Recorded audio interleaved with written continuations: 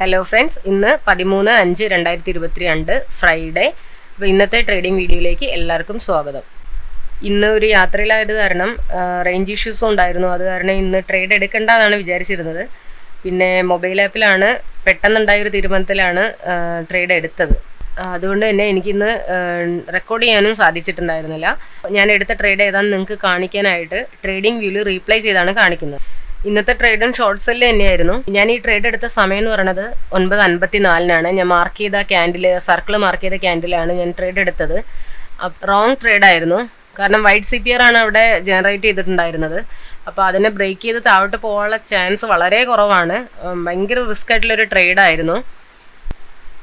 അതേപോലെ തന്നെ നമ്മൾ ഓർഡർ പ്ലേസ് ചെയ്തതിന് ശേഷം വളരെ ചെറിയ രീതിയിലുള്ളൊരു ഡൗൺ മൂവ്മെൻ്റ് ആണ് ഉണ്ടായിരുന്നത്.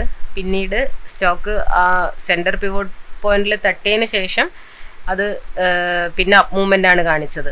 സമയം 11:35 ആയപ്പം നമ്മുടെ സ്റ്റോപ്പ് ലോസിൽ ഹിറ്റ് ചെയ്യുകയാണ് ചെയ്തത്. ഇന്നത്തെ ദിവസം നമ്മുടെ ലോസ് 600 രൂപയാണ്. അപ്പോൾ ഇന്ന് ഈ ആഴ്ചത്തെ ലാസ്റ്റ് ട്രേഡായിരുന്നു. ഈ ആഴ്ച മൊത്തം നമ്മൾ 4 ട്രേഡാണ് എടുത്തത്. അതിൽ ഒരു ട്രേഡ് ലോസ്, ബാക്കിയെല്ലാം നമുക്ക് പ്രോഫിറ്റ് തന്നെയായിരുന്നു. അപ്പോൾ നെക്സ്റ്റ് വീഡിയോയിൽ കാണാം. അതുവരെ ബൈ, താങ്ക് യു.